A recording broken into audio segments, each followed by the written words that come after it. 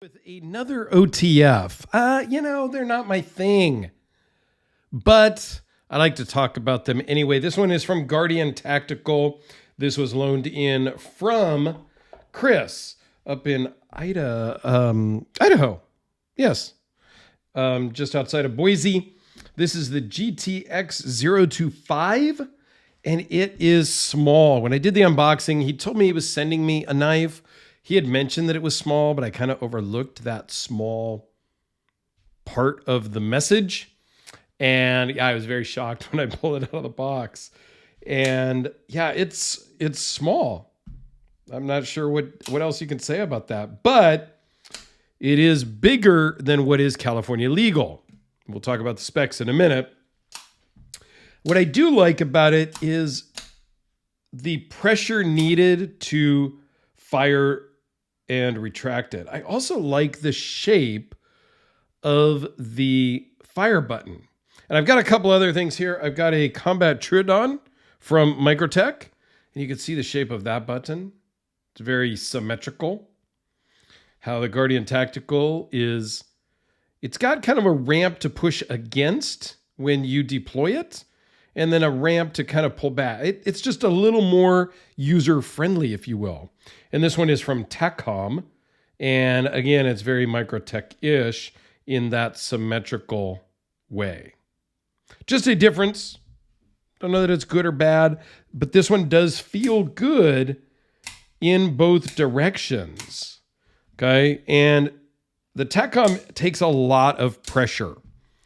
It's not uncomfortable, but it's not as comfortable. Microtech's Combat Trudon. There is the jimping on here, the traction. It's really aggressive. Almost in a bad way. Not quite in a bad way. But this is not going to be your fidget toy because it does get a little uncomfortable after long-term use. Okay? All right, but anyway, we came to talk about the Guardian Tactical. And the Guardian Tactical started back in 2012, about 12 years ago now, at the time of filming. It was started by a blade design engineer, Andy Burke, and CNC master machinist, Brian Merck, formerly of Microtech. Now, there are some similarities between a lot of OTF knives, okay? That's just the nature of the business. A lot of frame lock flippers. There's a lot of similarities. It's not a dig against anybody, but it's just how it goes. So you can see, very similar in construction, a little bit different shapes, but, very similar here in size and shape. Combat Trudon is a little bit different, but again, they're all similar in shape and design. Okay, these are all different sizes, but you get the idea. Okay, they are all off-center. That is just a thing with OTFs, is they are going to not be centered because of the engine inside. They call that the mechanism with the springs and the whatnot. They call that an engine a lot of times. But the mechanism inside, you need it to be off-center. That's just the thing. Now, this is something that Chris uses and carries. You can see it has got wear marks on it. The blade looks like it's not been sharpened, but I don't know for sure. LMAX blade steel. Some of that is just the stonewashing. It's not a PVD coating or anything, so it does look a little worn. So on the specs on this thing, you're at 4 inches closed and basically 6.5 inches, just a hair over 6.5 inches all the way open. If I give a size comparison with a standard Sharpie, you get an idea there.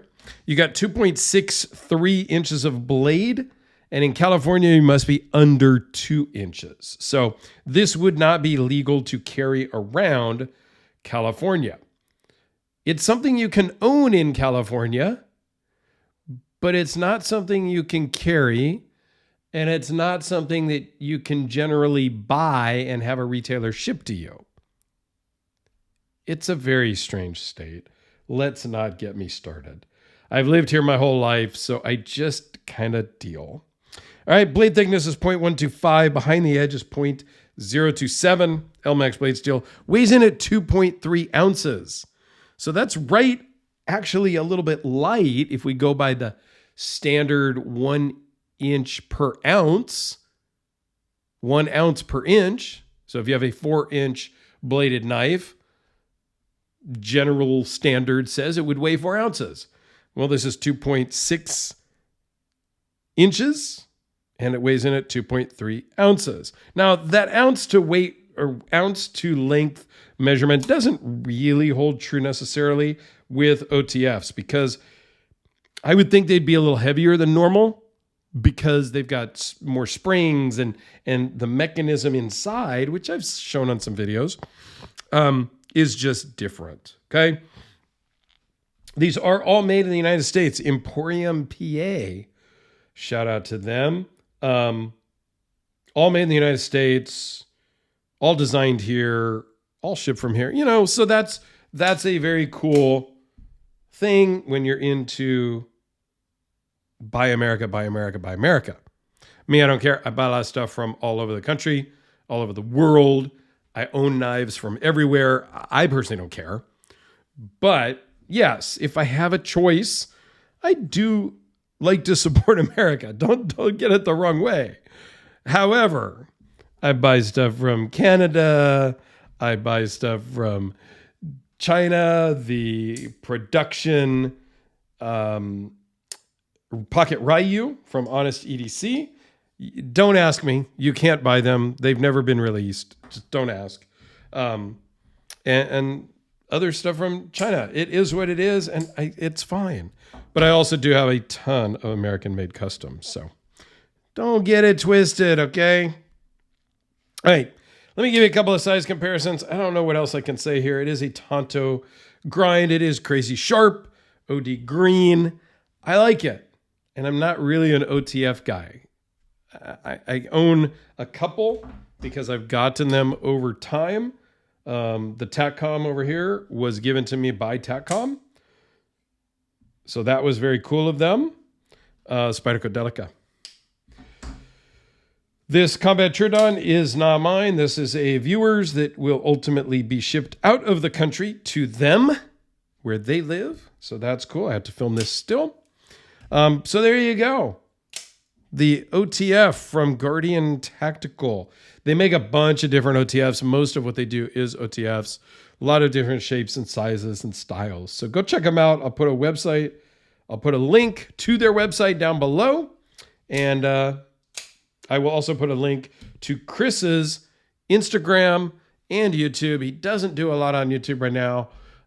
It's Thai Addiction. But he does stay a little active on Instagram. But I'll put links to that too. Go check him out.